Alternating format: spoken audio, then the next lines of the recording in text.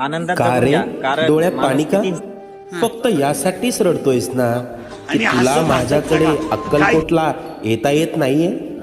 इतर लोक जातात आणि तुला मात्र परिस्थितीने बांधून ठेवलंय, याचंच वाईट वाटतंय ना?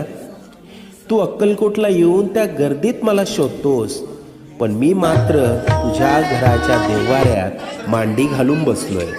बाळा, मी अक्कलकोटला राजा म्हणून बसतो, लोकांची संकटे दूर करायला. तुझ्या घरात तुझे आईबाप म्हणून वावरतोय, तुझ्या कुटुंबाला सांभाळायला. आजपर्यंत तुझ्या बरोबर जेवढं वाईट व्हायचं होतं ते होऊन गेलंय. आता येतील सुखाचे सोन्यासारखे दिवस.